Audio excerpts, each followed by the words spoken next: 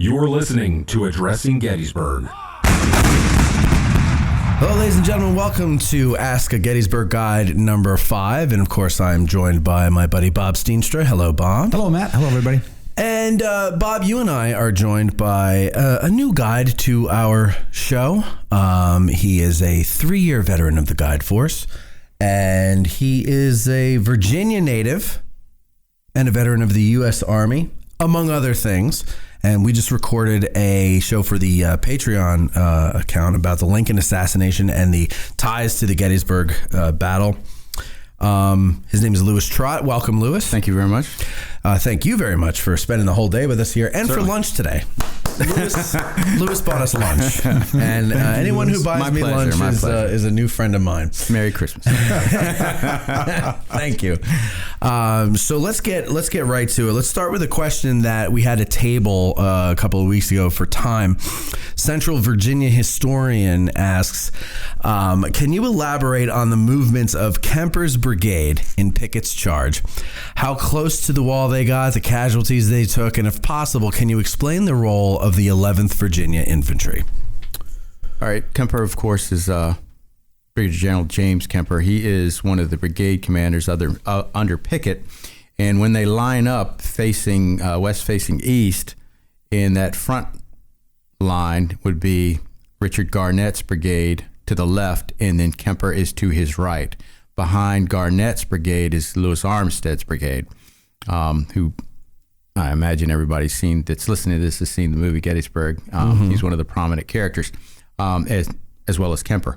When they begin their movement, they're going to line up in front of the woods that if you're at the Virginia Monument, that path goes out along those woods. That path ends and the woods hang a right, as I like to say on tours. They're going to line up in front of those woods. Once they begin their movement, and Kemper writes afterwards that he sort of, it seems to him that Garnett and Armistead are ready to go. And finally somebody comes over to him and says, all right, it's time to go. And he's sort of caught unawares because he doesn't realize everybody's about to move at that particular point. Once they start moving across, of course, he has the 1st Virginia, 3rd Virginia, 7th Virginia, 11th Virginia, and the 24th Virginia. Mm-hmm. Some of these regiments had been together since the beginning of the war, and they fought at 1st Manassas. So this is an old brigade. Once they begin their movement, we talk about Pickett's men having to sort of turn to the left, go straight, turn to the left, do all these sort of maneuvering to get to that area where the copse of trees is, so that it could all arrive as one big force. Kemper's brigade is going to have to do the most movement out of those units because he's on the far right. Okay. So as they're going across, they're going to cross the Emmitsburg Road somewhere south of the Cadore Farm. And once they get across there and they are headed towards the wall, of course, some Vermont units, regiments are going to swing out on their right. And that's going to be a problem. They're going to take flank fire from these Vermont units. I believe it's the 13th and 16th Vermont. The 14th Vermont is also with them. And to sort of try to deal with this, the question specifically mentioned the 11th Virginia. Kemper's going to swing the 11th and the 24th Virginia perpendicular to his line to try to protect the right of his line from these Vermont regiments. Mm-hmm. So they're going to face to the right as they're moving, and they're going to have to deal with this because they have no flank protection on their right at that point. There's 2 other brigades to their right, but they haven't come up yet, and that's Lang and Wilcox. So to help the listener visualize it, like part of the brigade is facing east and the other is facing south. Generally speaking, yeah. In simple terms, yeah. Yeah. Okay. And because, like I said, there's 2 other brigades supposed to be, providing support, Lang's Floridians and then Wilcox's Alabamians, but they're not up there yet. And so he's having to deal with himself. They eventually get up to the wall, and they get to the area, I think, south of the trees. So they're not in that Armistead area that we know Lewis Armstead crossed the wall. They get up there. I believe Cowan's batteries in front of them, Rorty's batteries in front of them. They right about after the war or after this battle, and they're just tearing into them. And so they're at the wall. They're at a different portion of the wall than closer to the angle that's more famous. As far as casualties, they start off with a little over 1,600 soldiers, and they take some casualties while they're waiting, and then once they go and then they finish, casualty amount. And all numbers, record keeping, we all know wasn't what it is today with the internet and all that stuff. Yeah, right. So that's why I say a little over 1,600. A little over 700 of those soldiers can become casualties. Do we know when they were waiting to go in over on the Spangler Farm? Yeah, they're over by the Spangler. They're the Henry Spangler Farm. If you're at the Pennsylvania Monument, for the viewers who have been here and might know that as a reference point, they're starting out almost due west of the Pennsylvania Monument. Okay. In front of those trees, the Spangler's Woods. Today's Spangler's Barn, it's not the original barn, but it's a big red barn. There's a few red barns out there. There's one with many white windows at the Sherfy Peach Orchard. Right. That's a little bit further south. Also not the original, right? Also not, right, but although it looks more similar to the original. And then there's a littler red barn at the Klingel Farm, and it's right in that area that Kemper's men are going to cross the Emmitsburg Road and then do this oblique or this movement towards the left, towards the Copse.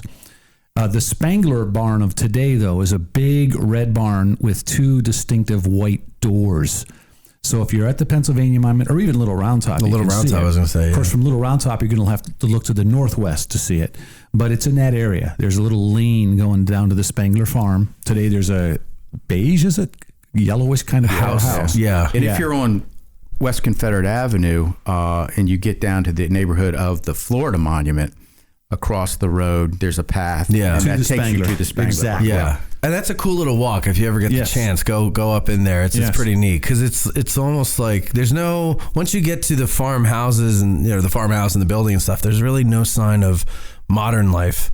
So you can kind of put yourself, imagine, if you will. I've been in that barn. I wasn't a guide. So I was just out wandering around in the dead of winter and decided, hey, the door's open. I might as well go in. And so it was kind of cool. Yeah, yeah. Filled with gun carriages. Oh, really? Yeah. Oh, cool. Oh, are they? Yeah, the parks stores them there, I guess. Well, that makes sense. How long ago was that? Because Before I was a guide. Okay. I'll make that disclaimer. I don't want to lose my license. I worked too hard for my license. It was about 6 or 7 years ago. I was wandering around in wintertime, and it was just, the door was open, and then it slammed shut on me because it's a windy day. And then I go to open it, and I can't get the door open immediately. And I'm like, oh no, so much for becoming a guide. Right. This ain't working out well. At least you were a Southerner. A bunch of Yankees got trapped in the Sherfy barn. Prisoners. I think that did well for them. Well, at least you didn't blame it on ghosts. So I have a quote from Colonel Joseph Mayo, the third Virginia, which is one of Kemper's. And he wrote regiments. a lot about what went on. Yeah, and this is about kind of the waiting before the attack during the great artillery bombardment and so forth. So this is Mayo claimed that, quote, General Lee passed in front of us during the artillery bombardment, coming from the right, and a little while afterwards, every man in the ranks was made to know exactly what was the work which had been cut out for us. And then I'm reading from James Hessler and Wayne Mott's, also licensed battlefield guide on Pickett's Charge, which is a good one. It's an excellent really book. Good one. Mm-hmm. But so they say, the boys stacked arms and were allowed some rest, and then quoting Mayo again. But one thing was especially noticeable: from being unusually merry and hilarious, they, on a sudden, had become as still and thoughtful as Quakers at a love feast.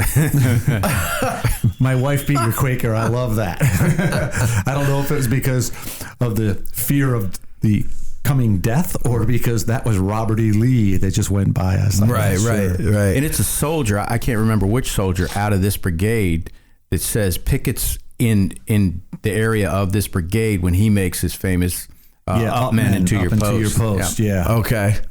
All right. So we have a new inquisitor here, Ricky Fowler, 63. He asks, Is it about golf?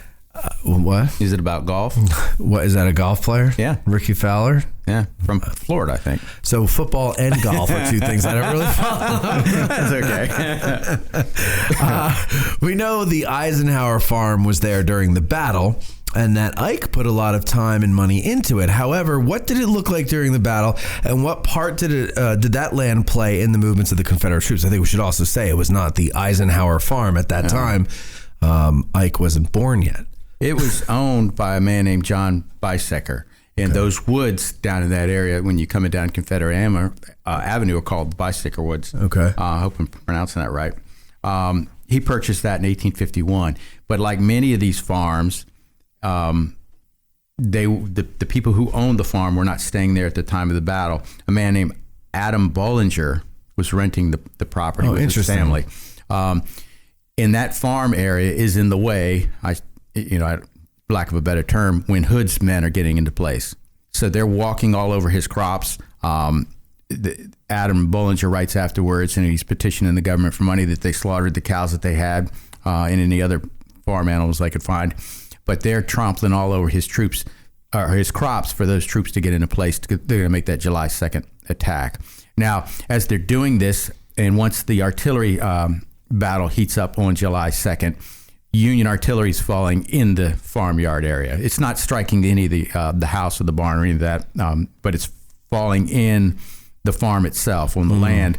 So the crops get destroyed by troops getting into place. It's taking artillery on the land, so it's too close to the actual battle lines to use as a hospital. Okay. So it wasn't one of the many farms that were turned into a hospital. So Hood was not taken there? No, it wasn't, because it was just so close. Okay. And so, but the farm gets destroyed. And like many people afterwards, he petitions the government for money, and basically he gets told, well, the United States didn't do it.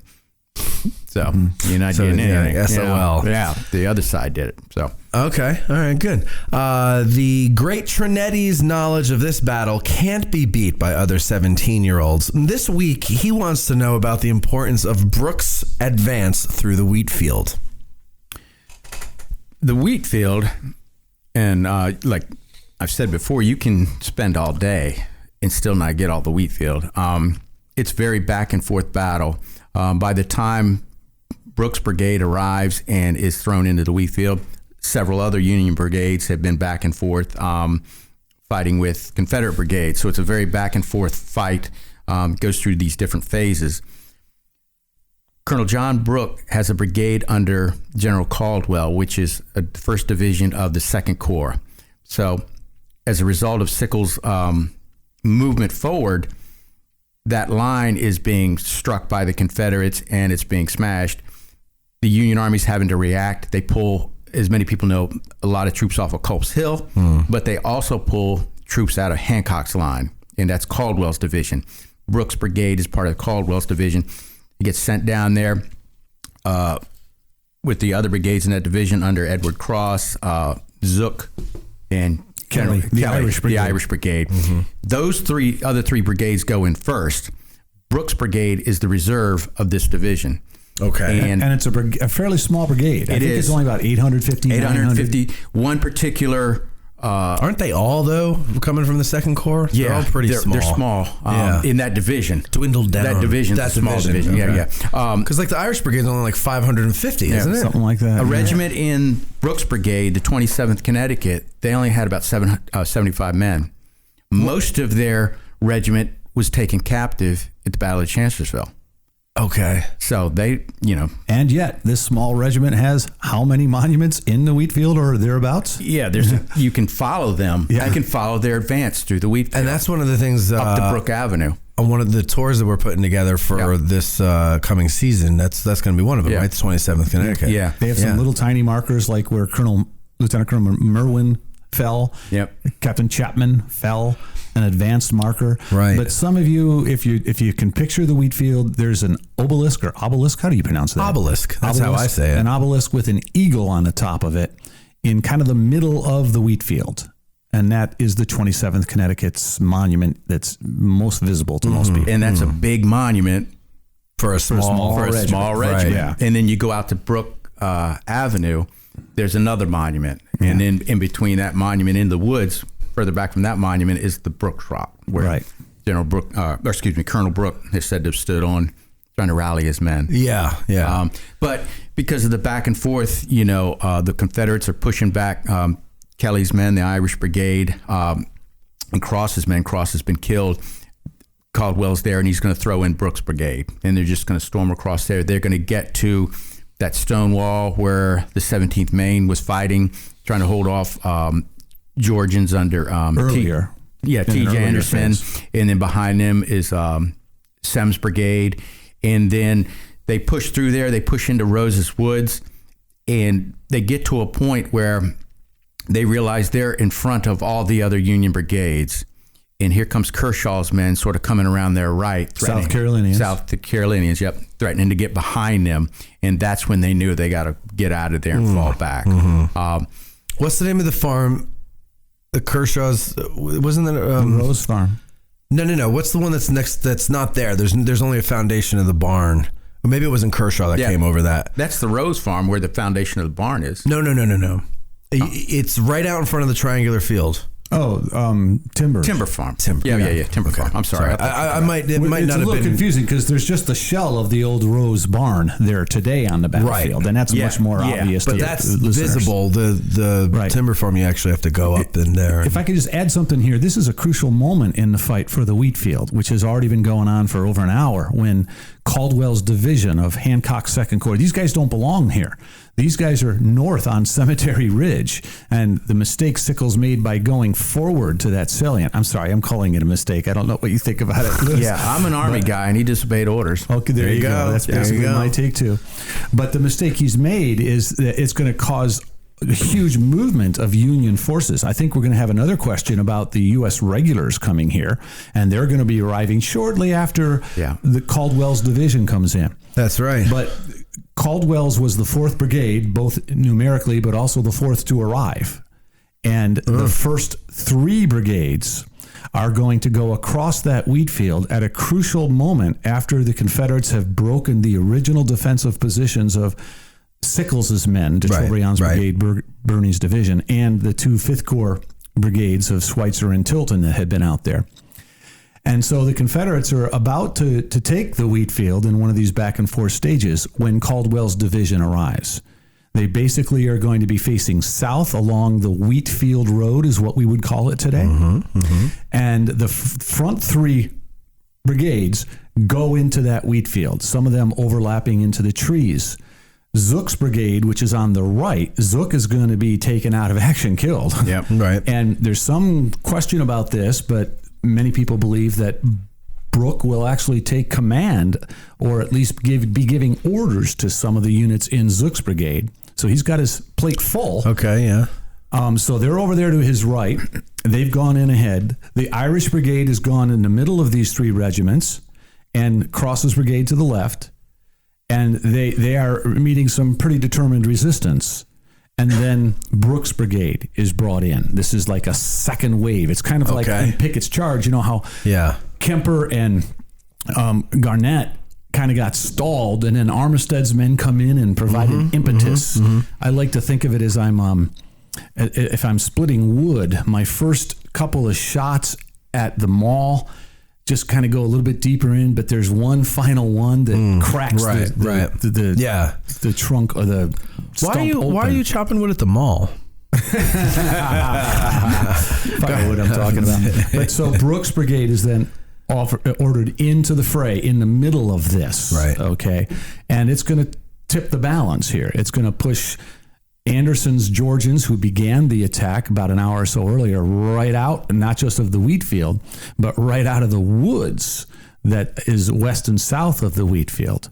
Yes, okay. And they are going to advance, and it's a pretty important moment in this whole Wheatfield fight, because now, as I think Eric Campbell wrote an article once, it was entitled, Caldwell Clears the Wheatfield, or maybe it was a Ranger talk I went to that he gave. And it was kind of really important that, now there's no Confederates in the Wheatfield, and they've been thrown back. Doesn't last, but that's the segue I was hoping for. That's the segue I was hoping for, because they're not going to be there too long, right? Because the attack is continuing. There's the Confederate attack. But just think, if they're not pushed back, they're already forward closer to Little Round Top, let's say. All right. And when Walford comes down, pushing and sweeping everything in front of him, that there's other Confederates right there to support him. Maybe that's where they bust through, north of Little Round Top, bust that line. Walford is coming starting from about where is it the Longstreet Tower? Is that where he's starting from? Yeah, around roughly in that area, there, between there and the Mississippi. Yeah, okay. Monument. Because Barksdale, the Mississippians, he's behind. were in front. They were further east, and then there were 4 brigades of Georgians behind it. Wofford's were behind. Barksdale doesn't go due behind east. Barksdale. Yeah, not next to Barksdale. Right. Yeah. But where most of Barksdale's regiments will hit the Peach Orchard, break the salient there, and then oblique or turn to their left and follow towards the northeast, following basically the direction of the Emmitsburg Road, except Which is for one the of the plan, regiments. right? Wofford's men, though, the Georgians behind them, they pretty much keep on an easterly course. Keep going straight. Yeah. Right. And so that's the break that's going to be a segue for us to the other question I think we have. Well, yeah. So then the next question, since we're in this area, is from Quinn2477. He wants to know the U.S. regulars at Gettysburg, how important of a role did they play? He says, I was struck by the quote I've read, quote, "For 2 years, the U.S. regulars taught us how to be soldiers. In the Wheatfield at Gettysburg, they taught us how to die like soldiers. One ancestor with the 40th Pennsylvania 11th Reserves, the other fought for the 12th U.S. So he has ancestors in those regiments. So how would you answer Quinn on that one, boys? It's the Union throwing more units in there to keep them from getting to Little Round Top in that line. And the regulars go in. They are under Brigadier General Roman Ayres. He's the 2nd Division commander in the 5th Corps. So these are 5th Corps soldiers. So he's the division commander. What brigade are they in? Is that McCandless? There's 2 brigades of the regulars, Brigadier General Hannibal Day and then Colonel Sidney Burbank. They are Burbank, interesting. Okay. Day is an old fella. He graduated West Point in 1823 along with the other old fella, George Sears Green. That's over on Culp's Hill. Okay. And then Sidney Burbank graduated West Point with Robert E. Lee in 1829.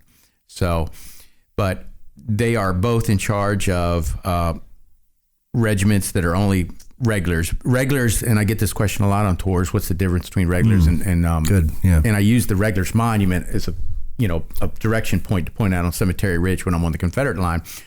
Regular soldiers are professional soldiers. They weren't teachers and farmers.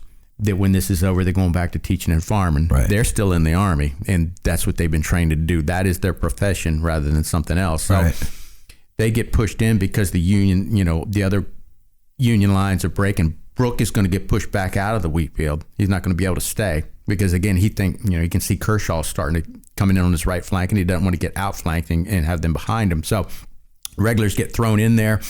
They're going to get pushed back. The problem is they line up one brigade in front of the other. And so I think Day is in front. I might have Burbank's in front. Closer to the Confederates. Yeah, so Burbank's in front. Day's men aren't able to fire effectively because they got Union soldiers in front of them. But when they do get pushed back, and this goes to the quote that you read, they pause, they turn around, and they fire back at the enemy. And then they very orderly march toward the east. They pause, turn around, and fire. It's very orderly. There's no running. They retreat in a very professional manner. You hear stories on both sides about different units breaking and running for their lives. Mm-hmm. The regulars don't do this. They go and they practice. They go through this motion as they practice and drill and such, and they're able to return fire, march calmly. It looks calm. I'm sure they're not calm inside, Probably, but yeah. Head back towards the main Union line in a calm manner. Right. So that's where and that's one of Weed's men up on Little Round Top that brings us that quote, because he's up there. All of them are probably up there watching, and they see what's going on down in front of them. So okay, yeah, connecting this to where we left off with Brooke in a Wheatfield. Brooke's men have, with Caldwell's whole division, cleared the Wheatfield. Right. They've pushed the Confederates out of it and to the edge of the Rose Woods and to the Stony Hill. Mm-hmm. The U.S. regulars are just arriving from the Little Round Top area. They were just at the north edge of Little Round Top. If anyone knows where Gibbs Battery from there, Wheatfield Road, that area, that intersection there. They would have been facing the same direction as the Wheatfield Road, and they're going to advance down into the Valley of Death, go across that little stream, Plum Run or Bloody Run, yes, and get to the bottom of that ridge, which is just east of the Wheatfield, right? Houck's Ridge. Okay. And they're up there, especially Burbank's men are up there, and some of them can look through the Wheatfield, and they can see Caldwell's division of Hancock's Corps clearing the Wheatfield. Yeah, this is good. And like Lewis said, this isn't going to last this way very long because the Confederate assault is coming against the Peach Orchard and the reserve brigades of the Confederates, Semmes's Georgians, Wolford's Georgians behind. Right. So you've got 3 Georgia brigades that have been fighting, as well as Kershaw's South Carolina brigade that's been fighting so far in the Wheatfield. So this has been a mess. But now that Caldwell's men have gone through, the regulars are going to enter that Wheatfield and then wheel to their left or kind of angle to their left and head south. So Caldwell is basically going southwest. Yeah, kind of. More south and west. When I give these things, I'm giving rough, like just for visualization purposes. And then the regulars are going to come in. They're going to come in going west, but then they're going to wheel southwest. Right. Now they're going to turn to their left. And they're Brooks basically following Caldwell's path. Right. Early on in this, I can't remember the names of the officers involved. I'm pretty sure it was General Caldwell himself, and it was probably Ayres. It was Ayres. I know what you're talking about. Yeah, it was Ayres. Why don't you tell that story then? It's the one I think. They're talking, and somebody rides up to General Caldwell while he's talking to General Ayres and said, if you look over there, and it's towards the Stony Hill. The west end of the Wheatfield. West end of the Wheatfield. Okay. He's saying, don't look now, General, but your men are running away. He says, oh, no, they're not running. They're being relieved. And, they go back to their conversation. And this is an aide, I think, of Ayres. Yeah. So Caldwell doesn't know who this lieutenant is. Right. What's this guy? Yeah. This is sounding familiar. Okay. We're on the verge of victory right now. Yeah. And then he says, he comes back a little bit, and I never get the quote right, but he says, I'm pretty sure they're running away. You got to do something. And that's when they're going to send in the regulars because they're breaking. Right. Now he talks to Ayres and he says something like, I don't care what anyone says. Those men are leaving. Yeah. And Caldwell looks and takes off. Because he realizes, oh my God, our right is being caved in by something. And this would be the guys who have hit the Peach Orchard and collapsed it are now heading west. So it's Wofford. Yeah, mostly. But it's not just them. It's Kershaw's men. It's Semmes's men further to the south. All right. And indeed, Brooks' men are in trouble. I mean...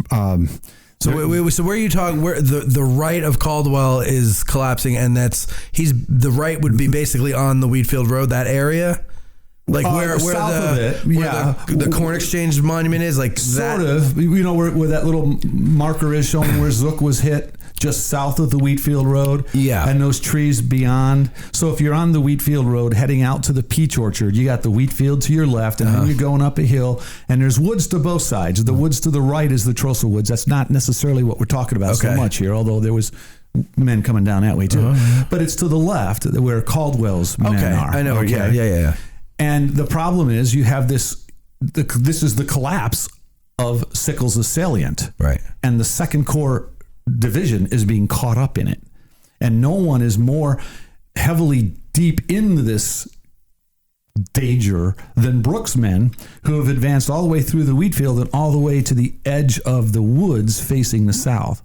And they're not there very long. They get way out in front of everybody else. Yeah, they're way out in front of everyone else. That's where their monuments are today with the 27th. On Brooke Avenue. Yeah. Brooke Avenue. Right. If you can picture this, Matt, it's a place very few people ever go on the battlefield, but it's a cool place to go. Oh, you see the Rose Farm. You can see all sorts of cool things there.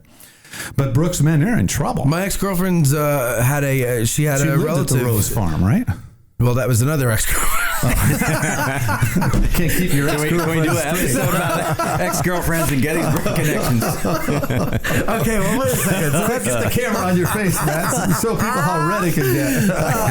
No, wait. So that's interesting. Now that you just bring that up, Hi, Emily. Hi, Kristen. An ex-girlfriend. Her family lived. They were the last ones to own the Rose Farm. Wow. The Slifer family. And then, but generations before that, my most recent ex-girlfriend, her ancestor fought in the 153rd Pennsylvania. They were out there in Brooks Brigade? 53rd Pennsylvania, thank you. And so that same piece of ground somehow all comes back to me and the people I've dated. Yeah, so there you go. There you go. And those monuments on Brooke Ave, which include the 53rd, they're in basically from left to right or right to left, however you want to look at it, in the order that they were coming across the Wheatfield. Yeah. So anyway, Brooks men are in trouble, and they're going to have to get out of there. And just as the U.S. regulars are coming in, kind of thing. So the regulars are going to be sucked into this black hole of death too. I think the regulars are going to suffer. I don't know. Those two brigades, they're small brigades too, the U.S. regulars. I think they were only about 900. Dave's men have a little over 1,500. They suffer about 380 casualties. Burbank, he's the one with 950 approximate, and they're going to suffer about 450 casualties. Okay, so that's about half of Burbank, and they were the way you expect that. They're the ones in the lead. Yep.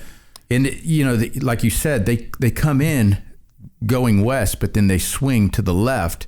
And when they do that, they start taking fire from their right. That's right. Wolford's coming down, and that's what's there's no protection on their right. Right. So those Confederates that have pushed over the Stony Hill, and then Wolford's coming down the Wheatfield Road area. Right. They're starting to fire in the regulars, and they know they can't stay. Brooke is hitting the ankle.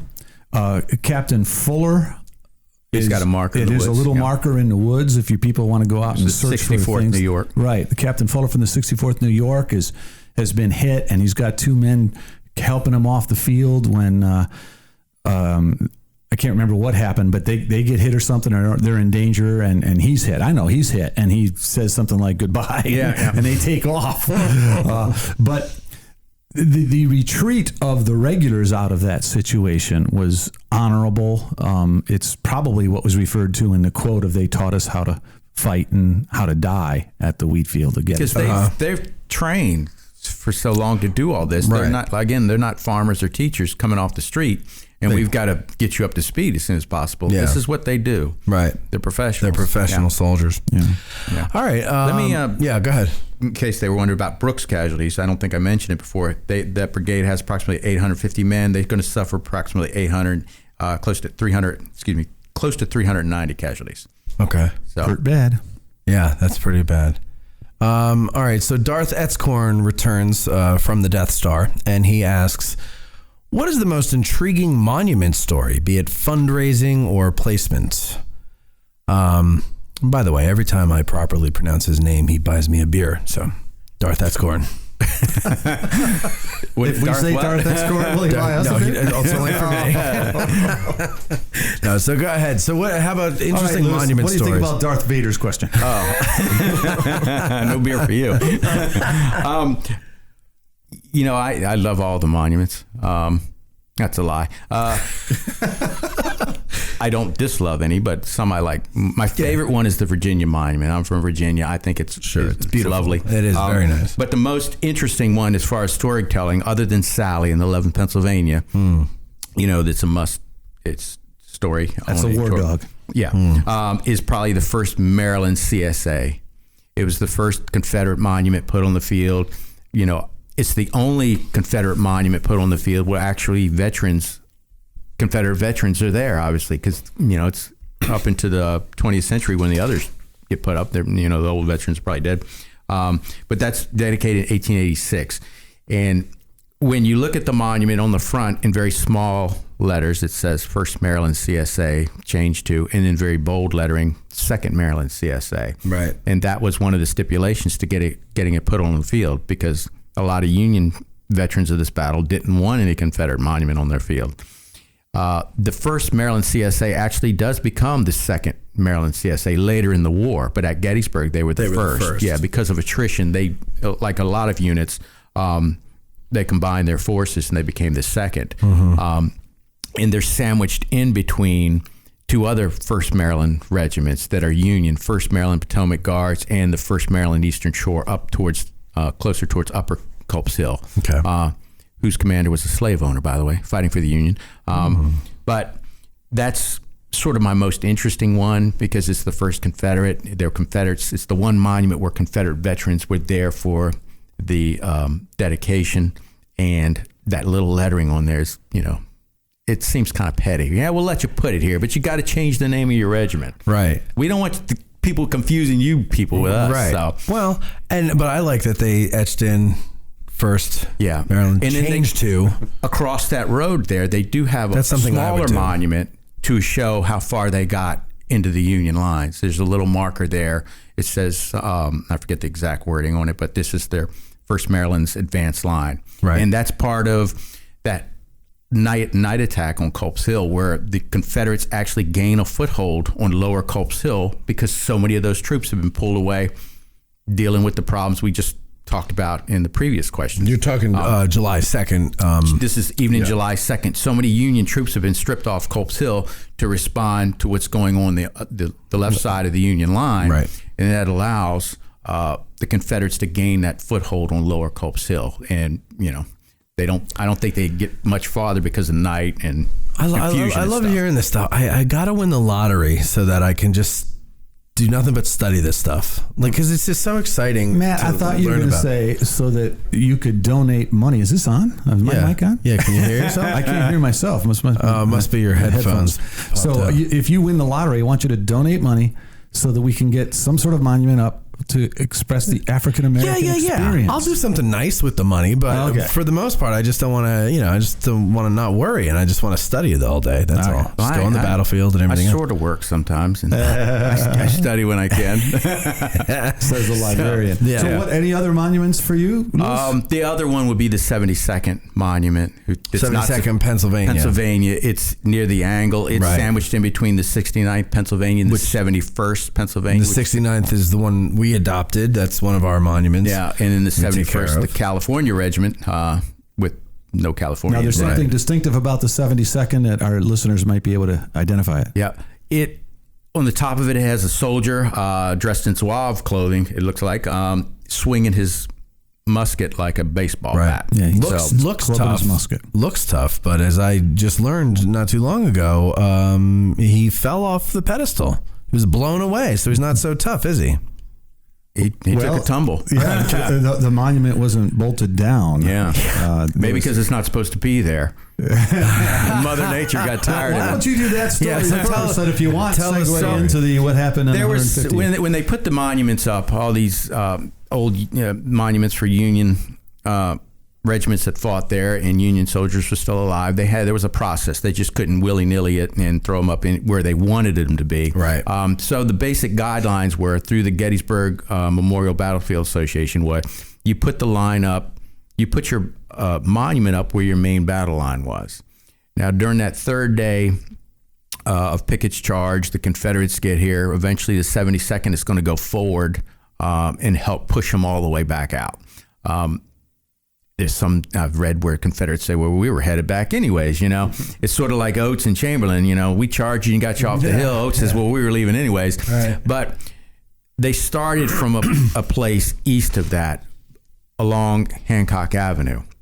But it looks more heroic to put your monument up there by that wall where such a momentous event occurred. Sure. Yeah. So it got to the point where the people trying to put the 72nd monument up there bought a plot of land out by the Cadore farm and said, if you don't allow us to put it here, we're going to put it out there. And so this goes to court all the way up to, it gets appealed up to the Pennsylvania Supreme Court, and they say it can stay where it's at along that wall. They can put it there. That wasn't they didn't start from there. They rushed out to that point. So it wasn't their main battle line. It was further back. And then, But it wasn't where they were originally assigned, but it's where they fought. So I thought like a lot of the monuments were put where they fought.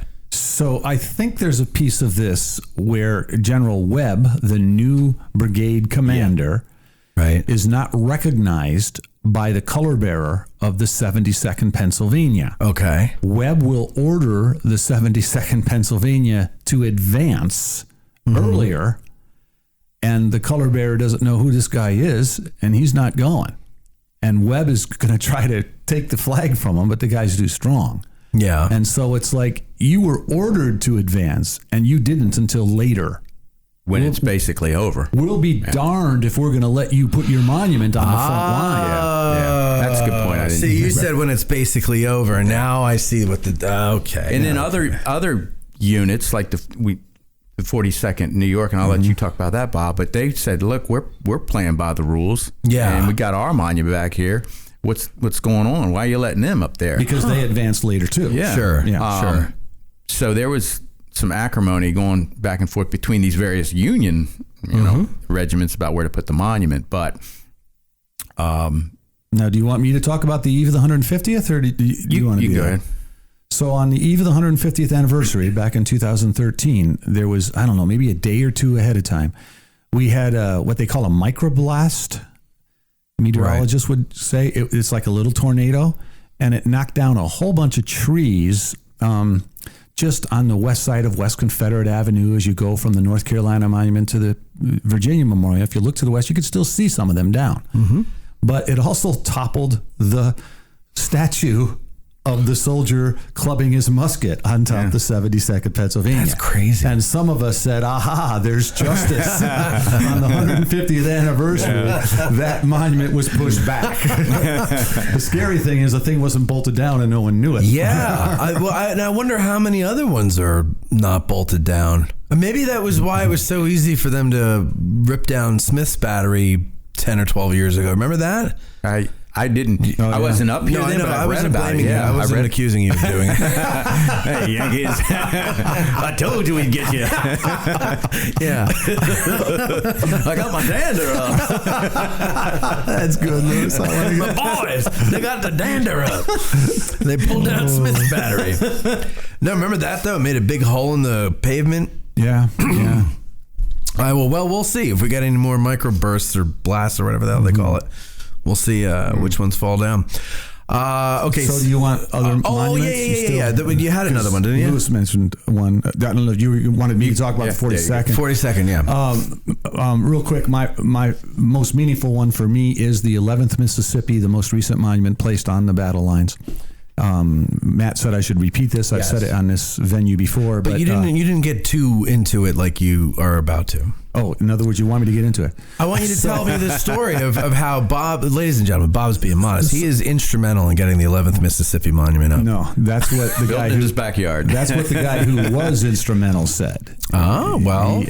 He left a message on my machine saying, you're responsible for the monument, so we'd like you to be there for the dedication. Well, there you go. His name was Billy Ross Brown, and he is the guy who is responsible for it. Who is Billy Ross Brown, Bob? He worked for the federal government. I'm not sure I remember what it was back in 1992 he did. He was a friend of Harold Steele. I do remember he worked for the Harold Steele? He worked for the Farm Credit Administration. I had given him a number of tours. In the early 90s, I had given him a number of tours, and he recommended to his friend Billy Ross Brown from Mississippi. Billy Ross's dad, great-grandfather rather, fought in Company A of the 11th Mississippi. That would be the University Grays. And he and his wife and I spent a good long time on the battlefield that day. And one of the things we did, I shouldn't do this. This is going to go out there. People will hear it.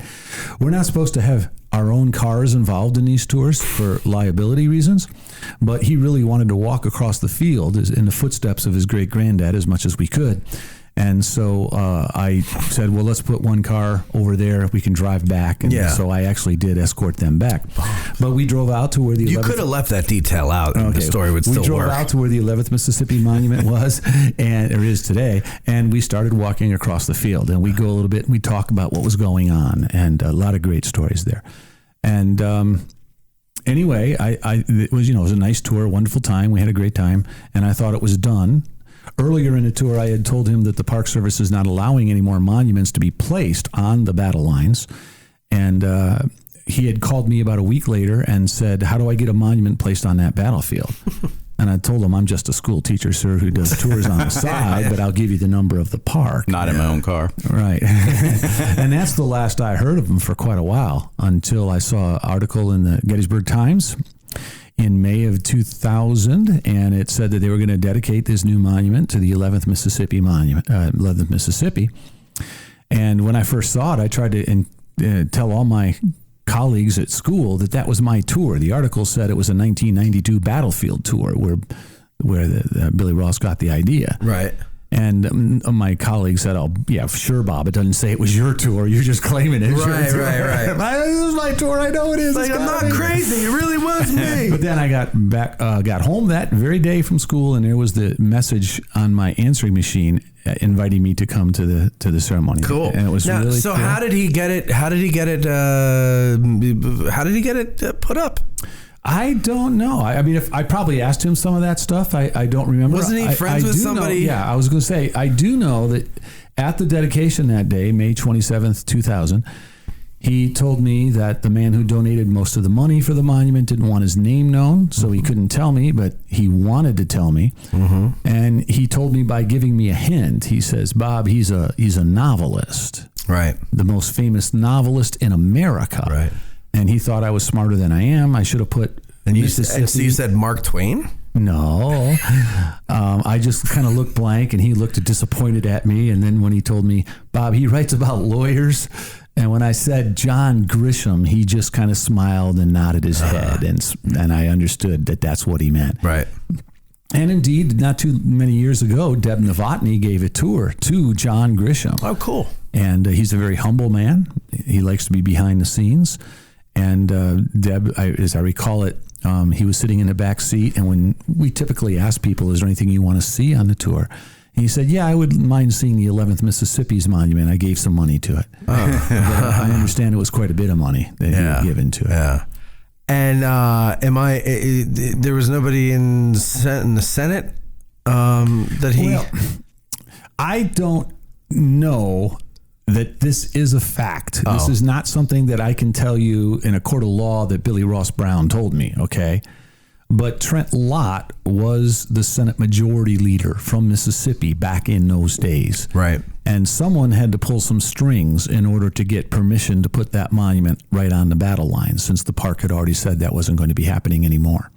Now, there have been monuments since then, like the Maryland Monument and others, but they weren't placed on the battle lines. They were placed like other places, like the amphitheater, Parking lots. the parking lot of the old visitor center, Cyclorama, Right. or even the one to Lincoln, if that's a monument, at the visitor center today. That's We're on talking monument. about on national park land. That's a prop for photographs.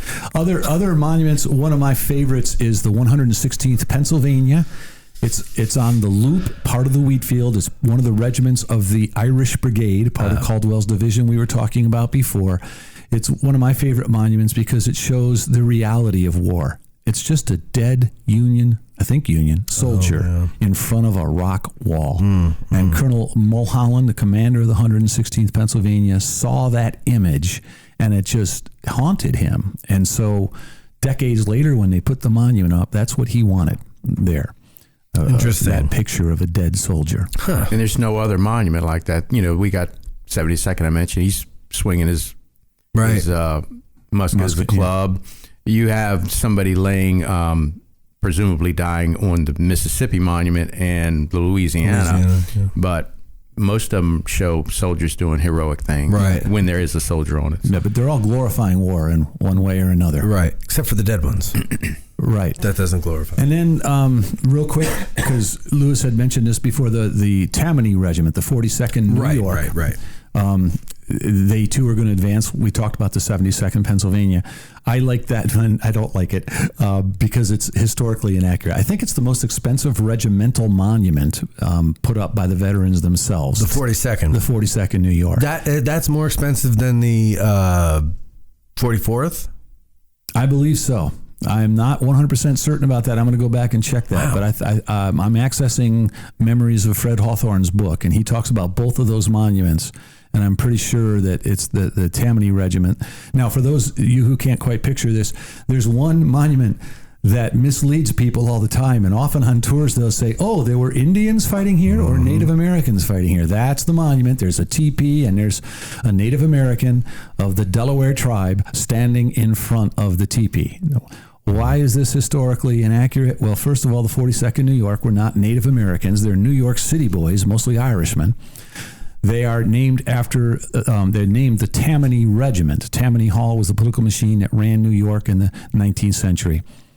And also historically inaccurate, though, because the Delaware Indians in the 1880s, which is when the monument was, conceived, the Delaware Indians lived in teepees, okay, because of the Indian removal policies. They had been pushed all the way out to the Great Plains.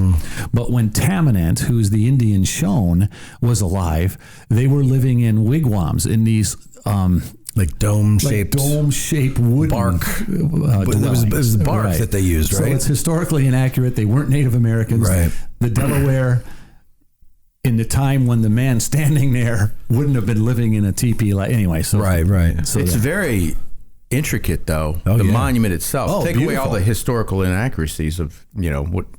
And if you got a bunch of bored 8th graders, you say, look, it's the only monument with a belly button on the whole battlefield. Well, and I read that putting it up originally, there was a little bit of a debate over it because people were afraid that people would see it and think that Indians fought here. I don't know about. I think I read that in one of those monument books. Okay. That was. We do get the question all the time. Question because of that monument. Well, no, exactly. And I remember when I read it, I chuckled. I said, "Well, they were right." How Think outside the bus and let Getty's Bike Tours show you the only way to truly experience Gettysburg. There's a reason why Getty's Bike Tours is the longest running bicycle tour company in Gettysburg, and that's because they put the customer's experience at the top of their list of priorities. Follow a licensed battlefield guide through some of the most legendary ground in American history. There's a tour route for everyone, from the newbie to the hardcore history buff. So go to gettysbike.com or call 717-752-7752 and book your reservation today. Mention Addressing Gettysburg and receive 10% off your tour. That's gettysbike.com or 717-752-7752. Discount does not apply to rentals. All right, and we're back. C. Witt returns with another question. He wants to know, how do you think the Gettysburg campaign might have turned out if Meade had followed the plans he had laid out in his Pipe Creek Circular? The Pipe Creek, real quick, but for the people that don't know what he's referring to here, just what is the Pipe Creek Circular?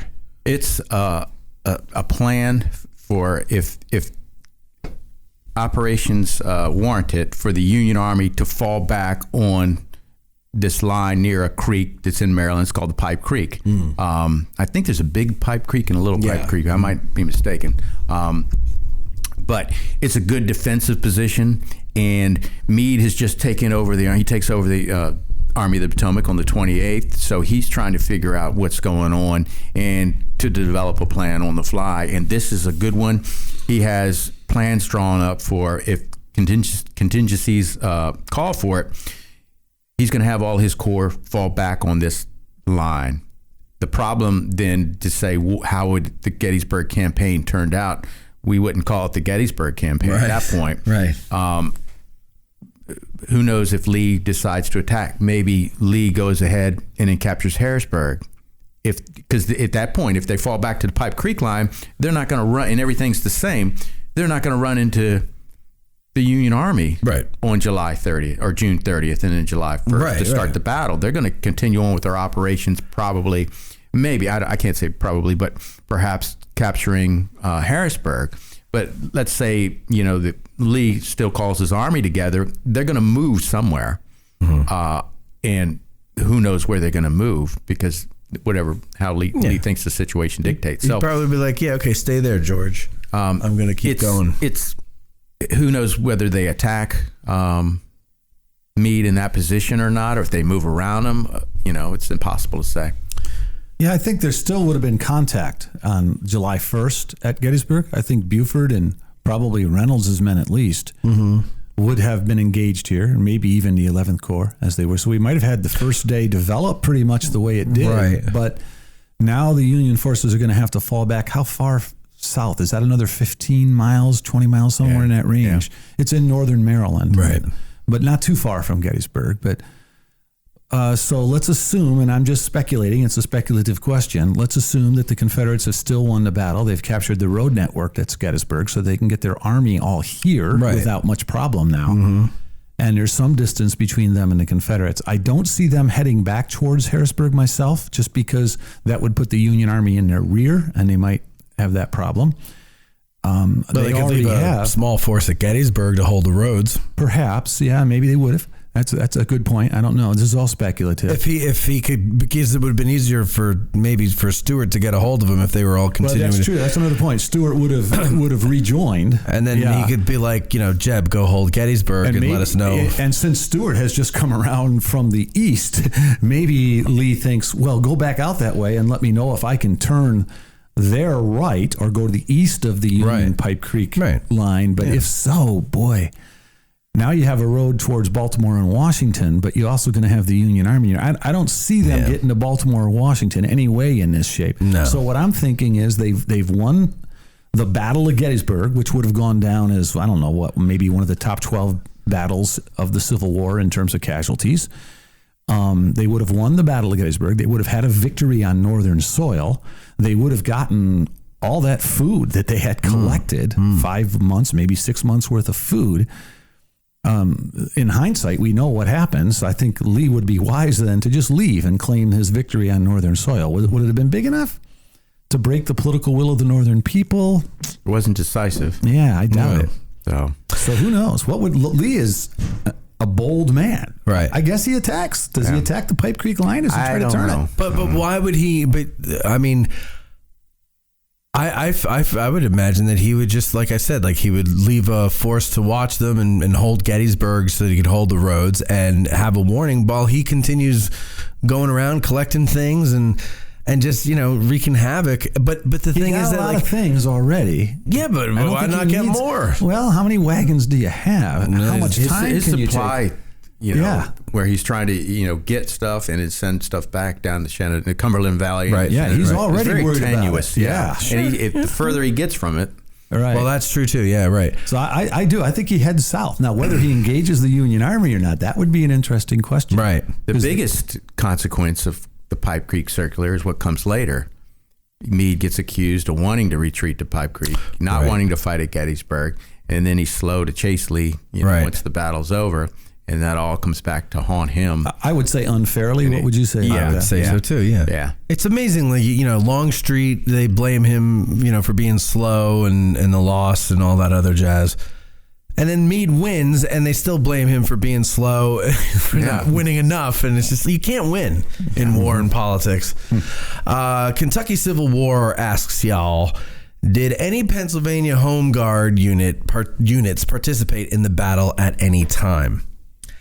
Home Guard unit. So they, from that, I'm not sure what I he assume means. He's talking about the emergency troops that they're calling out, that Curtin's calling out, Governor Curtin. All right, well, let's assume he is. And so in Gettysburg itself, the 26th Pennsylvania Emergency Regiment is the one that comes into Gettysburg, and that's the group of men that when the Confederates get there on June 26th, that's who they run into and just scatter them about. And a lot of these boys are Pennsylvania College students. Yeah, there's 61.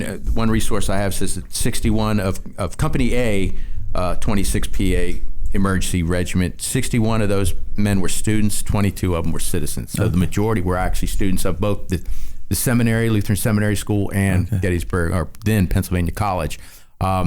It's a sort of a funny story. They're on their way there. They're supposed to get there on the 24th, or they're on their way on the 24th. On their way back here. Yeah, coming down to Gettysburg. Right. On a train, the train hits a cow. Yeah. Train derails. That's why they don't get there till the 26th. So that's their action. No one died. No one got hurt, but it was... The cow was on his way to Chick-fil-A. He had an advertising gig. Yeah. And I think George Sando is part of one of those. He's a cavalry guy, but one of those emergency regiments, 21st Pennsylvania, and he's considered the first Union death of the Battle of Gettysburg. Yeah. And a local Gettysburg. Yeah. He gets chased by, I think it's Elijah White's 34th Virginia. 35th. Yeah. And he's with two other guys, and they've been chased away, but they go back for some reason, and he's trying to get away again. His horse goes to jump a fence, doesn't make it, and he gets shot.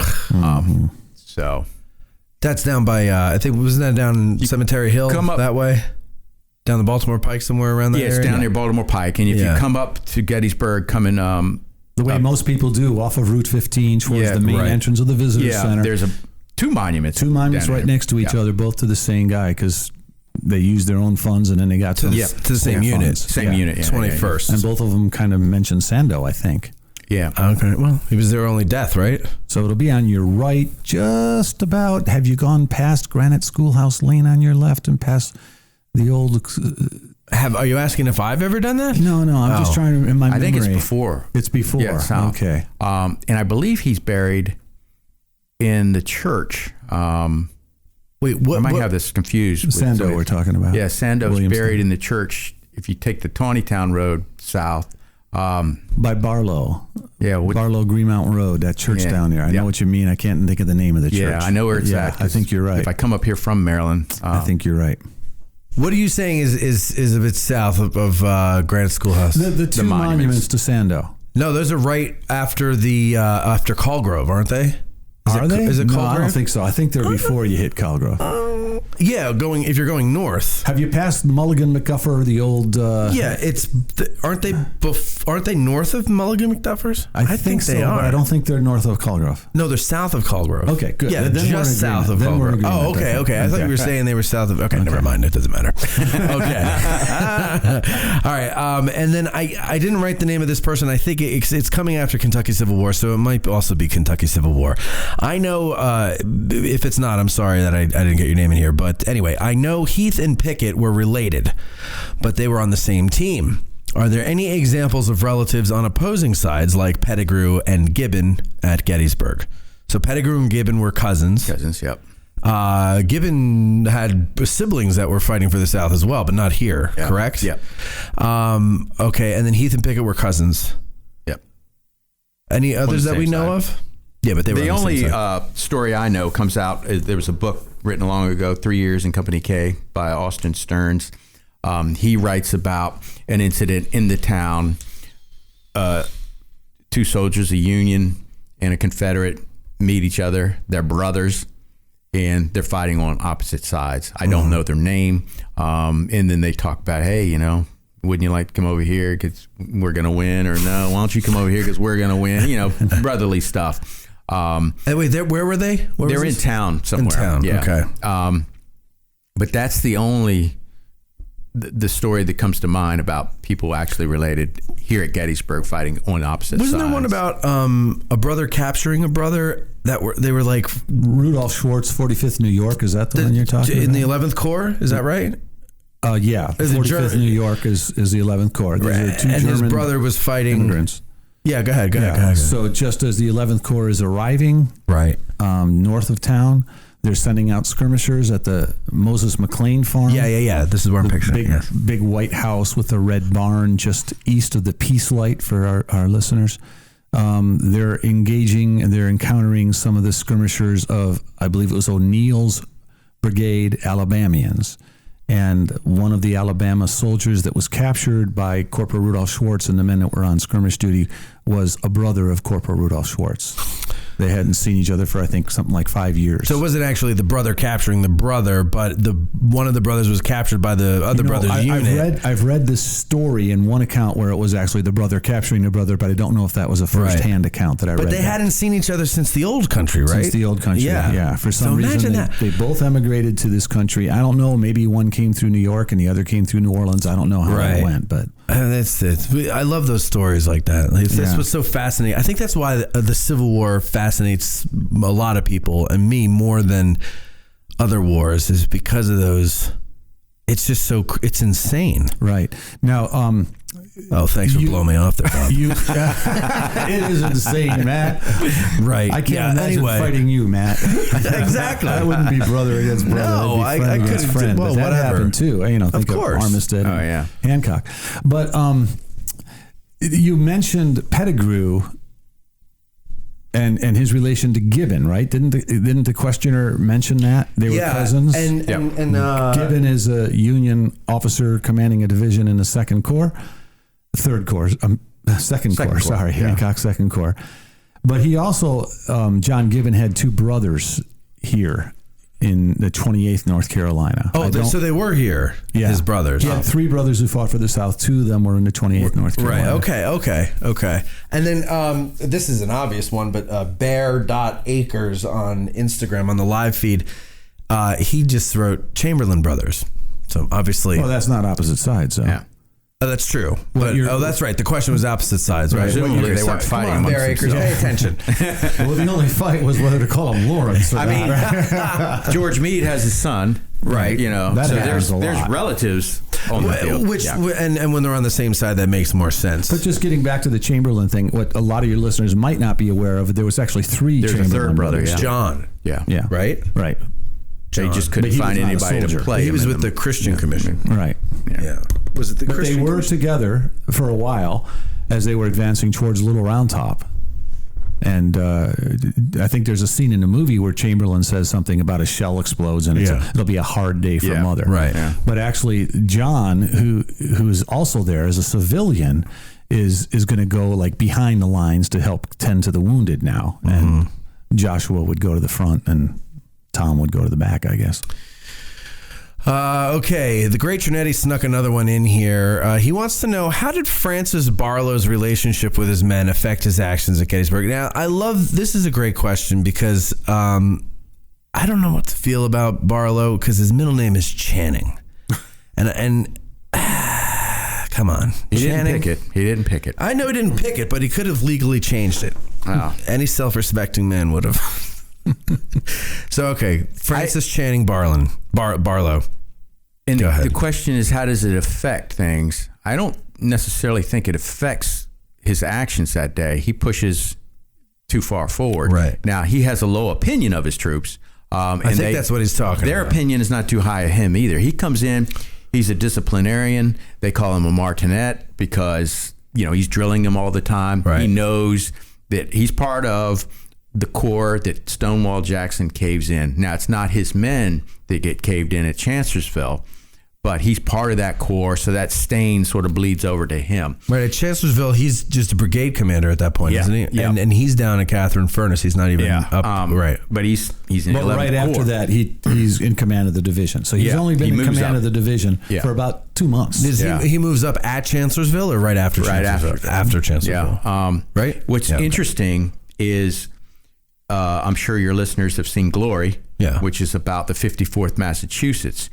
He is friends with Robert Gould Shaw, who is Matthew Broderick. They're friends. How? They're both from the same area, and I believe I've read this, that Barlow actually tutored Shaw, helping Shaw get into Harvard. I like the way you pronounce that. I lived at I was stationed at Fort Devens for a year. Barlow was actually born in Brooklyn, but his stock is New England. Yeah. Okay, I was going to say, I thought he was from New York. So when, but he's friends with Shaw. Shaw is wanting, and he's petitioning for Barlow to get command of a brigade of colored troops. Okay. It never happens, but that's what they're trying to, he's trying to get him in charge of a brigade of colored troops. But instead, he winds up at Gettysburg with a division under Howard. Of Germans. Yeah. And again, because he's so disciplinarian, he's trying to instill some discipline in them. They don't take to it. And he pushes too far forward. And he's got a small division, comparatively speaking to what's around him. And of course, the Confederates are going to crush that salient out there. Well, so he thinks rather low of the men under his command, but he's a very aggressive commander also. Okay, and so is he kind of a dandy? Because he kind of, I don't know. There's a famous picture of him later on in the war when he's under Hancock and he's leaning against a tree, but his coat's all open. Right, he's got he's just sort of standing there. That all doesn't strike me as a dandy. He's no, I don't mean, maybe dandy isn't the word, but there's another portrait of him that's done in a studio where he has a very snooty, like just very arrogant look to him. He graduated #1 of his class of Harvard. Okay, so that tells us anything. All right, well, no wonder. So he enjoyed using the flat of his sword against his own men to get him to pay attention. I know what you think about lawyers, which he was earlier, Right. and journalists. Yep, love which them. he also was. They're the greatest people ever. Yes. I don't. Forgive me if you've already heard this. Wait, he was a journalist too? I believe so. Before the war too. So he was everything I loathe. Yes, right. Lawyers. So this is why I don't like him. Was he a politician? Because if that would be the I don't trifecta believe right there. so. No, he actually after the war, he is a attorney general type in New York. He helps take down the Boss Tweed ring. All right. That, Okay. you know. I can respect that. He enlisted as an enlisted man with the He 61st, started off as a 61st private, New yeah. York. Worked So his that's way something out. to his credit. Okay. But I don't know if we've made this clear yet, but the 11th Corps, which he is a division commander of, is probably about 50% recent German immigrants. Mm-hmm. And that's that kind of anti-immigrant feeling that we still have in America was expressed then against a lot of the Germans. Yeah, They were often known as the damn Dutch or the Flying Dutchman. Yep. So he didn't have he didn't have a good opinion of them just simply because they were German, and then what? He didn't like the way they weren't disciplined enough, or what was the beef he had with Probably them? not for him. Okay. Yeah, although they were, I did a tour for addressing Gettysburg this summer. Oh, no, it was for Gettysburg. It was for Gettysburg. It was a free tour for Gettysburg on the damn Dutch. And my thesis is they weren't bad. They were darn good fighters. Yeah, they just got put in an untenable position. By Barlow. by Barlow, because again, he was very aggressive. Right. And I assume everybody knows the Gordon Barlow story. I'm not going to rehash it here, but you know, his wife shows up after he's wounded. He's wounded on that day. When he's wounded, he has letters on his person, and he destroys those letters. Nobody knows what those letters were about, but he writes to his mother shortly after this, saying that, you know, I had to get rid of those letters. Just think of what they would have thought of me had they come upon me with these letters. And it's thought that there were people petitioning for him to be the in charge of what became known as the Freedmen's Bureau, to help newly freed slaves get back on their feet. So if he's got letters pertaining to that, they're trying to put him in charge of that, or certain people are trying to write, they're writing letters to him about this. Right. The Confederates come upon this guy. You're not going to have that lovely Barlow Gordon story. Right. So he destroys those. His wife shows up to help nurse him back to health. She was with the Sanitary Commission, and he does get back on his feet, and he rejoins the Army of the Potomac during the Overland Campaign. And it's while that's going on that his wife, through working in these hospitals, contracts typhoid fever, and she dies. I think he's wounded again, but together with that second wound, perhaps, and the death of his wife, he takes leave of the Army for a while. Okay. And then he comes back. Eventually, he's going to marry the sister of Robert Shaw. So he marries into Matthew Broderick's family. And like I said, he becomes an attorney general up in New York after the war that helps take down the Boss Tweed, you know, scandal that was going on up there. Interesting. So it's not unfounded that he would become Freedmen's Bureau. The man who did take control of the Freedmen's Bureau after the war was his Corps commander and although I shouldn't say fellow, he was from New England stock but born in Brooklyn, Oliver Otis Howard, the 11th Corps commander. Howard University is named after him, down in D.C. I don't know if it was before or after Gettysburg, but he will write to, I'm pretty sure it was his mother, and say that he was down on the Dutch. Yeah. So there might have been some of that, and I'm not sure if that's what this question is reflecting. And I'm not positive about this, but I'm speculating that, and I'm pretty sure I'm right about this, that the 17th Connecticut was not a German immigrant regiment. And the 17th Connecticut is up there. I mean, their monument and flagpole is up there on that knoll. Right. And 4 companies of the 17th Connecticut were actually sent to the Benner House across Rock Creek. Right. So, skirmish line. Right. They weren't Germans. I guess maybe I'm not saying that. I'm not sure whether he's saying, well, I can only trust Yankees out there in front of us. Maybe that I didn't start out this sentence thinking that. I was thinking he probably gets that because they've collapsed at Chancellorsville. Yeah. I mean, they have this fairly or unfairly reputation that precedes them, and he's moved up in command. So you might be right. Yeah, maybe he doesn't want. He doesn't want that to happen to him. Right. And he shouldn't have moved out there to that knoll. Yeah. Okay. Gettysburger RN has always wondered, when do they take the monuments out of storage in the springtime? At the site of the first robins. The first and that varies. Birds come out when they want. Sure. Yeah. So, it could be any time. And we harness the whistles of all those robins to blow up the rocks at Devil's Den, too. Oh, is that how they do that? I've always tubes coming out of them. Because where do you get that much compressed air? Yeah. Nothing's free anymore. Unless you can harness the whistles of the robins. It makes sense. No, but seriously. Gettysburger RN, come here to Gettysburg in the winter and you'll see those monuments in splendid snow. Yeah. And you can buy Matt free beer for pronouncing your name right. Anybody can. But seriously, though, he asks, where do you think Captain Johnston went on his July 2nd morning recon? So who's Captain Johnston, first of all, and what's this morning recon? Captain Johnston is he's an engineer on the staff of Robert E. Lee, and he's trying to figure out for Lee where the Union Army's left flank is, where their line ends. Okay, so they can figure it out and hopefully attack it. So he he claims that he went to where? He says he gets to Little Round Top. Right. But by then, overnight, July 1st going into July 2nd, the Union Army establishes a signal station on Little Round Top. That's 4 men with flags, wig-wagging them back and forth, sending rudimentary messages to another high point, Cemetery Hill, perhaps. So they're there. Buford's men have been, they get pushed back on that first day. They're going to be in and around the Peach Orchard. Union forces are moving up from the south. So there are Union men about that area. There are some men camped out north of Little Round Top. Aren't Buford's men out along the Emmitsburg Road? Yeah, around the Peach Orchard. Yeah. Okay, sorry. Before they get sent away. But Captain Johnston starts off his recon probably around 4 o'clock in the morning on July 2nd. Again, he's not the only one going out, but he has a couple men with him, and he's going to go south. Where he goes, nobody really knows, but he's probably... He is west of what we know now as Confederate Avenue, but I think maybe he's too far west that when he looks to the east, he probably can't see the Peach Orchard. There's no daylight savings time back then, so it's getting lighter.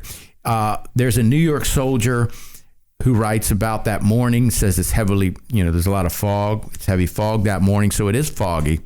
But these men, we used to call it in the Army noise and light discipline. They're not engaged in that. They're making noise, but because of acoustics and maybe the fog, he can't hear them. I kind of think he's so far west of Seminary Ridge coming south that he can't look across because of the lay of the land and see perhaps the Peach Orchard. And so far west of Seminary Ridge. Okay. Yeah. Okay. Go ahead. The backside of that ridge, that he just can't look across and see the Peach Orchard. Like by the Eisenhower farm today? Yeah. And because we drive down there, we look and there's the Peach Orchard. Right. Let me tell you what happened. And eventually I think maybe he makes his way to Big Round Top, where you do get a big view of everything. And if it is still foggy, you're not going to see all these men. You're going to be looking at it's July. It's wooded in July. The other theory is maybe he gets to Bushman's Hill, which is looking on a map. Bushman's Hill is slightly to the southwest of Big Round Top. Yeah. Clearly not as big as Big Round Top. I can't conceivably see how he ever gets to Little Round Top and misses. Well, could it also be that he really didn't, but he didn't want to say that he didn't? I mean, could he be lying? Well, if he's unfamiliar with the terrain or where he's at, we don't know. He could have been lying, but I just think he mistakes where he's at. I don't think it's anything malicious. I don't want to look bad in front of General Lee. It's just, and by the time they get everything into place, it turns out it doesn't matter. It doesn't matter, right? But that's always going to be debated. And who knows? Because unless somebody's fishing around in somebody's attic and this crop of letters, which happens from time to time. Oh, look what we found. Let's write 15 books about this alone. And, and it's, it brings to light even more that we need to know. I don't think anybody's ever really going to know. Right. Yeah. But it did matter in this regard. It's his intelligence report to Robert E. Lee. And remember, Lee was an engineer in the Mexican War. and placed a lot of value on the reports of engineers. Right. That he was on that hill and that the Union left flank was quite a ways, maybe a mile north of that, in the area of where the Pennsylvania Monument is today, around there. Okay. And this was wrong. Yeah, if I don't think he got to Little Round Top, but Lee points to Little Round Top on a map and says, "Did you get there?" And he says, "Yes, I did." Then Lee's got faulty intelligence. If we don't think he got there, and the western face of Little Round Top doesn't have any trees. Right. Didn't have trees back then, so it's not wooded like Big Round Top is. And you've got this. There are only 4 of them, but there's a signal station up there. But that's what I'm saying. Is it Possible they came around the east side of Little Round Top and then up so that the signal corps station's behind them? I don't know how they missed this. I'm just The bigger question for me is, how do they not hear Geary's division of the 12th Corps, which is right down there to the north? Again, of there's them. no noise and light discipline. They're making noise. Animals make noises. Now, on his return trip, he does say he sees individuals on horseback, and he goes out of his way to avoid them, and then makes his way back. The whole thing takes probably about 3 hours, I think. I mean, I just don't understand how, like, Little Round Top is, like you're pointing out, it's half bald. It's like me. and like I think like it's a unique looking hill. Even in the dark, you know that you're on something different. Like, it's, like I don't see how. Well, I mean, what do I know? But like, to me, it just seems weird that he would mistake Big Round Top for Little Round Top when they're completely different because of the way the trees are. Unless, was Big Round Top not as treed as it is today, or Big? I'm sure it's was like wooded. Yeah, it was wooded, right? It's probably like most of the, McPherson's Woods. The undergrowth isn't what it is. Sure, wasn't. Well, And so right. your line of sight within the trees is much greater then than it is now. Right. But it's a wooded hill. Yeah. Other theories I've heard that he's at the Stony Hill, which is I've heard that one too. Yeah. the loop area just to the southwest of the Wheatfield kind of area near the Rose Farm. But it's again, actually part of the Rose Farm. I'm thinking if he's an engineer and Lee points to a map that has Little Round Top on it, as we know it today, by the way it's drawn, he would. I'm guessing he would be able to. Every explanation has a problem, has an anomaly. Yeah. That's why the question is being raised. Yeah. And it's always going to be raised. Right. I mean, anybody new to the story is going to ask the question if they're serious. There's about problems learning. with if you place them anywhere. Another place, I'm never sure how to pronounce this. Munchausen Hill, is that how you pronounce it? I'd say Munchausen. Yeah. Munchausen? Okay, which is just a little north bump of- just north of where the Wheatfield Road is today, just north of Little Round Top. Like kind of where the Sedgwick, is that? It's straight across from straight across Uncle from John, Sedgwick, yep. yeah. I've always known that as Weikert's Hill. I can see why anyone would call it that, because the Weichert Farm. What's the name you're using? Munchausen. Munchausen. Never heard that in my life. Okay, that's another. Where was that idea. farm? I don't know. Who was I don't know that where the guy? name Munchausen comes from. Do you? I don't know. I've read it. I can't remember. So I'll have to get another Ask a Guide and get a real guide here then for that. We should write that down. I had to have read it, but I never. Explain it as free information. But there are problems with every explanation. But I think the important thing here is that Lee believes that the left flank of the Northern Army is quite a bit further north than it actually is when he devises his battle plan for July 2nd. Yeah. Oh, that's fascinating. Okay, so for the live group has a question here. Do you have a favorite nonfiction Civil War book? Nonfiction. The most stuff, the main stuff I read about is Gettysburg. One of my favorite recent books is Dr. Carmichael's book. The War for the Common Soldier. War for the Common Soldier. I love that book. I love listening to him talk about it. Mm-hmm. As far as Gettysburg, I think you mentioned that our Patreon episode was your favorite one with him. it was. Yeah. I was jumping up and to down. it 200 times. Exciting. Let's not get carried away. But Coddington's book about the Gettysburg campaign. What was it you liked about Carmichael's book so much? Humanity. Yeah. It's like I've told you, Dr. Carmichael, I think he leaves the X's and O's to other people. This brigade, this regiment's going here, charging and what have you. But he gets into the humanity of it, what ordinary people are thinking. Yeah. I think on one of your previous or maybe I heard this online, listen to C-SPAN stuff or something. They talk about, when all this stuff ends and soldiers go back to wherever they've come from, there's withdrawals. You spend a certain amount of time with these men, and I suffered from it a little bit when I came back. That you just say, "Oh, where are my buddies at?" Right. I'm with my family. I love them, but they ain't my buddies. No. I remember when I came to get sidetracked, came back from Desert Storm. For like a month and a half, I got into this habit of eating MRE ham on a piece of cracker with some heated up cheese. That was my breakfast. After you got home? No, this is during Desert Storm. Okay. When I get home, that's what I want for my breakfast. Right. I want this, dried up crackers they're giving me with this dried up ham with some cheese. Yeah. So When we have to buy lunch, we know what to get for lunch. An MRE, a ham and cheese MRE.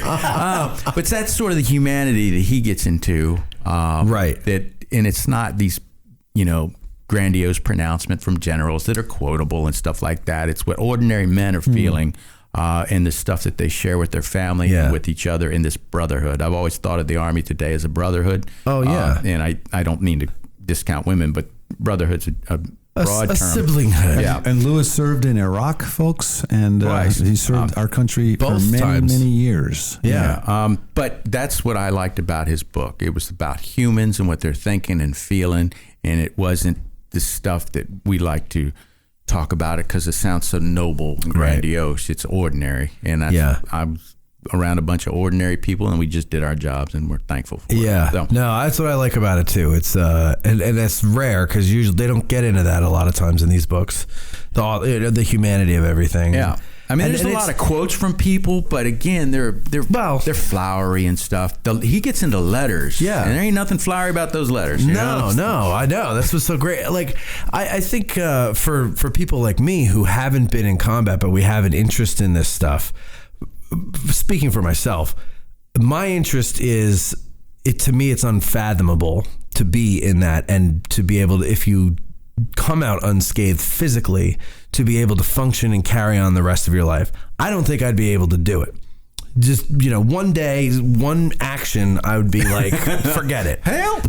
Yeah. And I'd be forever curled up in a ball in my briefs in the corner of the room, just shivering for the rest of my life. I don't think I'd be able to handle it. And so for me, the study of all this stuff is to try to wrap my mind around the mindset of, first of all, the politicians who get everybody worked up into wanting to go to war, and then the mindset of the soldier who goes into it and sees it and then gets up the next day and does it again and doesn't get the hell out of there. Like, how do you ignore your survival instinct? And so that's why I love his book, is because it helps you get more into the mindset of these guys. Yeah. And I mean, it doesn't matter what war it is. No matter what war it is, I want to try to understand that as best I can. But so, can I take a stab at a couple of those? Sure. I saw you looking for the next question. No, go ahead. So I'm an old guy. John J. Pullen's The 20th Maine is just a regimental history of the 20th Maine, written before Killer Angels. But that's just a fun history book. Pullins? Pullen. John J. Pullen. All right. Pullen. Also from the same vintage, one of the first books I read on Gettysburg was Glenn Tucker's High Tide at Gettysburg, and he's a good writer. As far it's as a very easy read. There's some better, but I love his writing, and he has the human story. As far as a little more recent than that, my go-to book, I know Coddington is like for an analysis of command, and you need to know that. And I love Coddington more than you do, but I like Harry Fonce's I don't have a problem stuff with Coddington. It's just a slog to read. Okay. But the information in it is fantastic. Yeah. But Harry Fonce wrote a number of books, and he worked for the National Park Service here at Gettysburg for a long time. Yeah. Anyway, he wrote Gettysburg the Second Day, the First battles Day. for Culp's Hill and Cemetery Hill, and the First Day. Yep. And these are in-depth studies. But he not only gets into the movement of troops and things, but he also he tells human interest stories. Yeah. Like we were talking before about the U.S. regulars. I think it was a guy from the 17th U.S., while they were moving in a disciplined manner towards that rendezvous at the Wheatfield, they're sloshing across Plum Run. He just tells the story of this one guy in this regiment to break the tension for everyone, he just hollers out, W-A-X. Because when they would go to sleep at night, they had one of those really hard disciplinarian kind of officers who had been a shoemaker before the war or something. And they would taunt this guy at night when they couldn't tell who was doing this. They would just holler out, I guess from one tent to another, W-A-X. And here they are in broad daylight, with the officer over there. And he's just breaking the tension. That's the kind of story that Fonz brings up. Yeah, that's cool. Can I give a plug? And it's sort of a librarian plug. Sure. And it's a way to access certain things. Not everything, certainly, but certain old things. Like in our Lincoln assassination Gettysburg tie, I referenced a number of the original operational records, War of the Rebellion. They can be accessed online, and I get those along with some, not all, but some regimental histories that were written by participants back then at a website called Hathi Trust. Spell that. Hathi trust.org. And what that is, it's a lot of these old books, to include the ORs, that have been scanned in by different universities. The ones that come to mind are Michigan and Cornell. The records that I brought in today were scanned in from Cornell University. A lot of the stuff you can get the full text of a book. And like I said, not everything's there, but enough to make it worthwhile to mentioning here is, and you can at times download the whole book. Or if you can't do that, you can at least download a page. If you just need a particular page for your research, you can download that page. But that's what I went for these records that I used in that previous episode we taped. And I go there for different other things. You can get, the list of donors for various monuments there. They have brochures that they printed out back then, who contributed to these monuments and what they did for the dedication and stuff. And like I said, you can get old regimental histories. Another one is archive.org. Just archive, the word archive.org. Right. It's similar.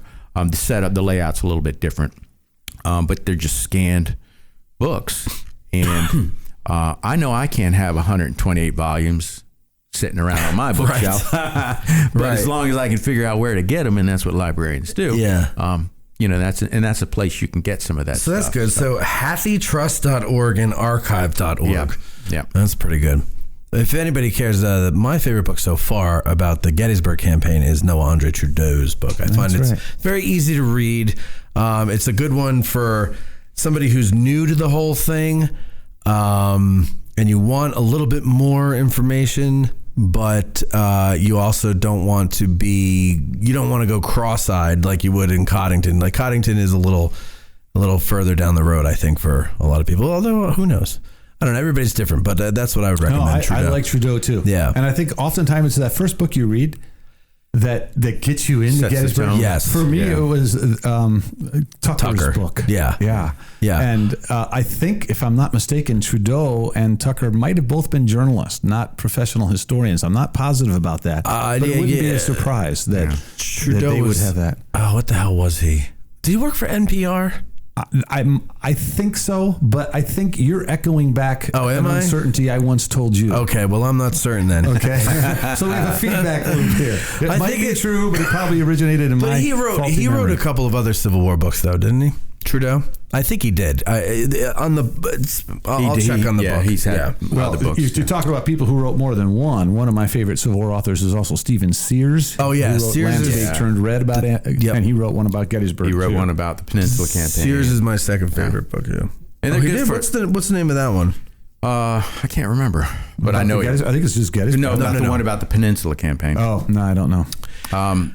It's just good for a broad overview. Yeah. If you're starting off, you got to get the big parameters before you dig down into the individual regiments. Exactly. All right, I got one more question here, and then we're going to let you go here. This is also from Gettysburger RN. He's looking for any kind of clarification on Farnsworth's charge. So are we. Hold on. This is the same guy who asked about when we put the monuments out in the spring? Yes. Is he serious? He's got 3 questions. Every time I go to Farnsworth restaurant, I charge. So it happens on the afternoon of July 3rd, after the more notable event, Pickett's charge. And the Union cavalry is stationed south of the battle line in the area of the Bushman Hill that we talked about previously. So it's in the southwest sort of Big Round Top, in that area, south of the Slider Farm. And Justin Kilpatrick is down there with his, he's a division commander under Farnsworth, and he's down there with his brigades. And he is instructed, if you see an opportunity to do some damage, go ahead and do it. And I'm paraphrasing, obviously. So, he has like Barlow, he has a reputation of being rather aggressive, maybe more so than Barlow. His nickname is Kilpatrick because it is Kill cavalry. Kill cavalry, yeah, because he runs his horses into the ground. So he sees, I don't know how he sees it, but he sees an opportunity here to create some damage. There's still Confederates in that area. The Confederates that had fought on the previous day. The Texas Brigade is down there. Oates' 15th Alabama is still they're on the western slopes of Big Round Top. But he's going to instruct his cavalry, some cavalry regiments, to charge that end of the Confederate line. It's going to be a Vermont regiment and a West Virginia regiment. And the commander of that Vermont regiment, I'm slipping. William Wells? No, he's one of the he's a commanders. major. That's right. He's one of the three gets promoted from captain to general by Meade. Merritt. Not Merritt. Farnsworth. Custer. Farnsworth. Yeah. Oh, Pleasanton is the one in charge. I'm sorry. That's where I screwed myself up. I'm getting tired. I'm sorry. Yeah. So wait. Pleasanton's the corps commander. Is corps. Kilpatrick's the division commander. And then under one of the brigades is Elon Farnsworth. Right. He, along with George Custer, and Wesley Merritt, are promoted from captain to brigadier general by Meade after Meade takes over. Mm-hmm. It's a pretty good jump. It's a nice jump. So he's going to instruct Farnsworth to make this charge. Farnsworth sort of demurs, and Kilpatrick basically says, are you scared to do it? Because if you are, and I'm paraphrasing, I'll do it. Oh, no, you don't impugn someone's honor like that. He's going to do it, suicidal as it is. Under him, one of his battalions is under the command of Major William Wells. Major William Wells looks at the situation and says he'd rather charge into hell than go into that. Because traditionally cavalry is not suited to go up against infantry. And there's also going to be Confederate artillery involved here. They're clearly not suited to go up against that. And this infantry is somewhat dug in, like they're behind walls. They've been there. They're in the area of south of Devil's Den.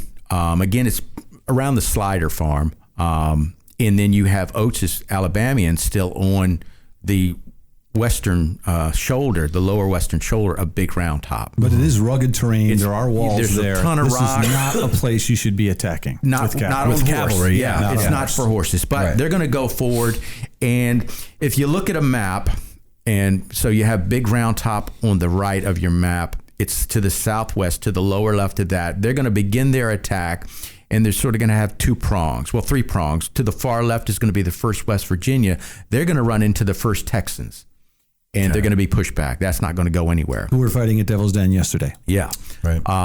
So these other 2 prongs are to the right of the 1st West Virginia, and that's going to be the 1st Vermont. So of these 2 prongs, to the left, you're going to have Farnsworth and Wells taking the 3rd Battalion, and on the right, skirting across the base, the western base of Big Round Top, you were going to have the 1st Battalion under Second Battalion under Lieutenant Colonel Addison Preston. And now they're going to ride north and sort of do this enveloping action.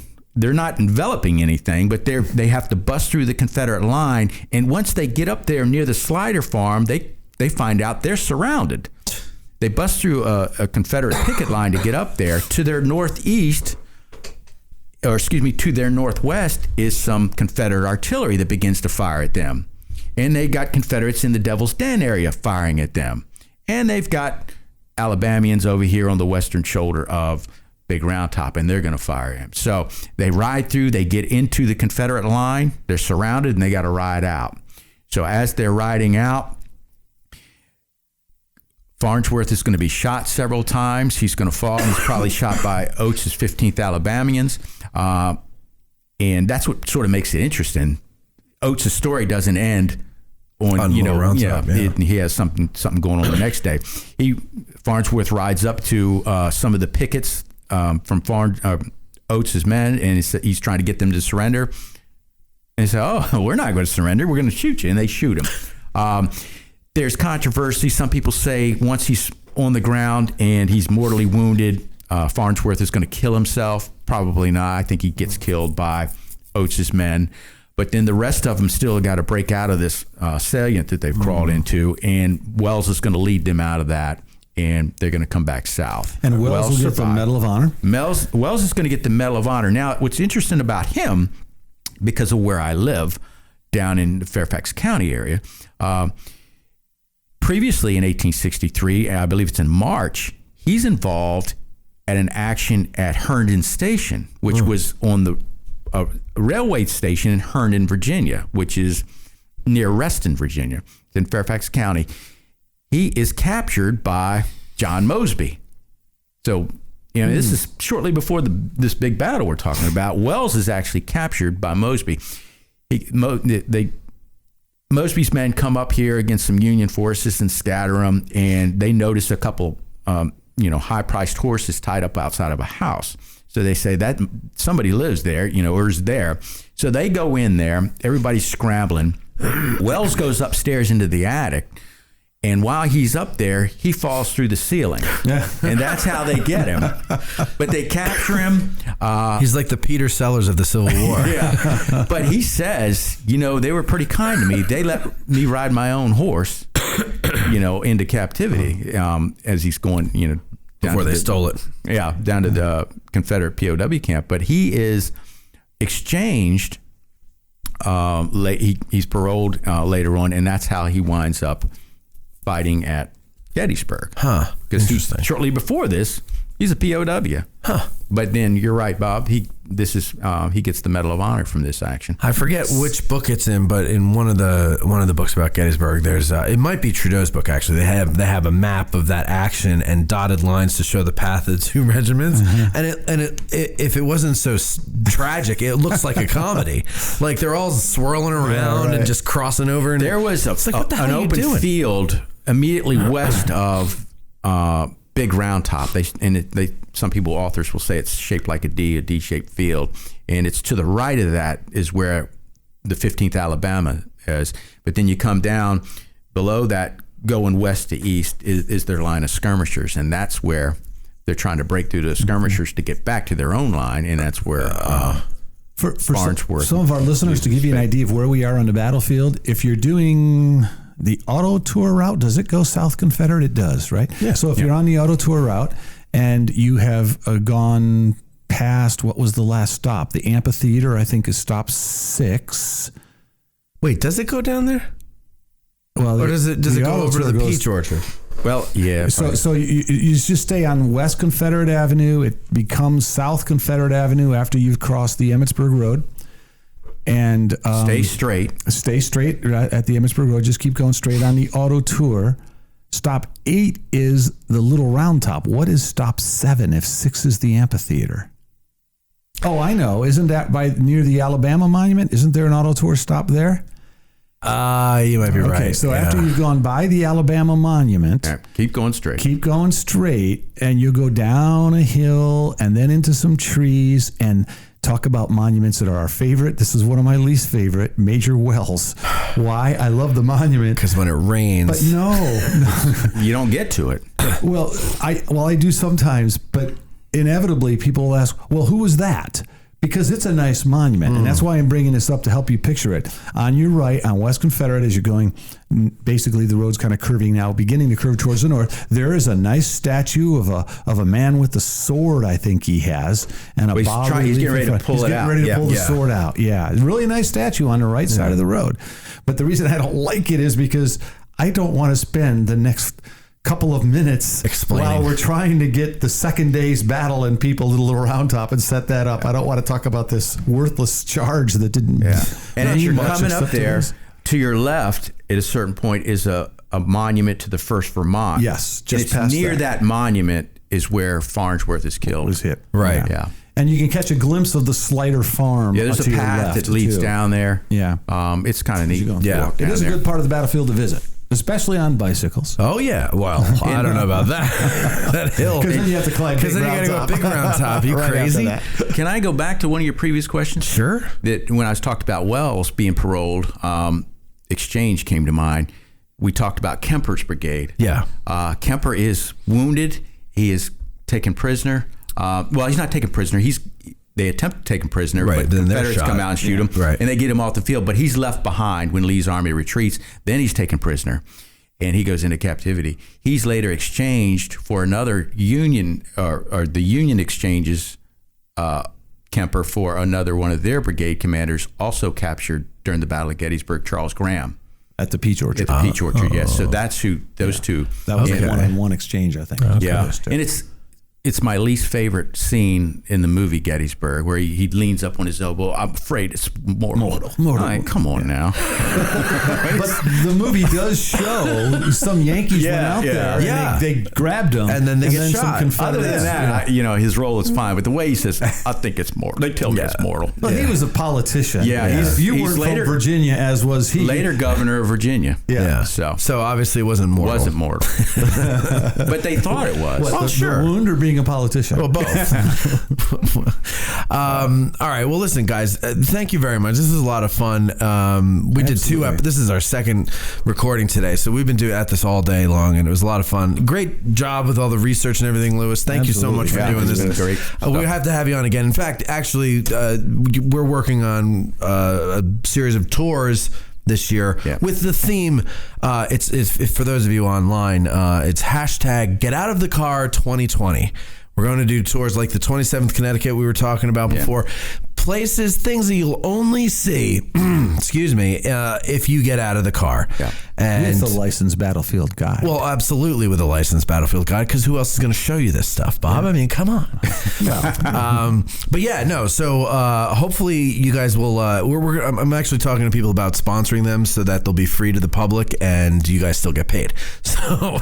So that would be great. Sometimes you do have park rangers, though, and those are awesome, too. Well, yeah, absolutely. And those are free for everybody. We don't need those sponsored. But those are basically when we do the monument cleanups in April and in October. But anyway, thank you guys for that. And thank all of you.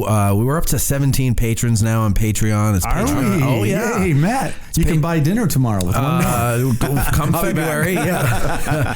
It's patreon.com/addressing Gettysburg. You can go on there, support the show, help all these free episodes come out more frequently, and the narrative episodes also more frequently. Those take a lot of time to do, but you get something there for supporting the show. You get a little bit more of an edumacation than you do for the free feed. And like today, for example, Lewis did an awesome episode about the ties between the Lincoln assassination and the Battle of Gettysburg. So you can check that out. Plus Carmichael, we talked about, killed at Gettysburg. There's a whole bunch of things that we've done over there, Bob, right? Yep. Yes, on Freedom's Tenuous Edge with John Hoptack. There's a whole bunch of things that I'm not remembering right now. But anyway, go ahead and check that out. But otherwise, thank you all for submitting your questions. And hey, Happy New Year to everybody. May you have a prosperous 2020. And see you next decade. Yes. Oh, that's right. Yeah. All right. Thank you, everybody. Thank you.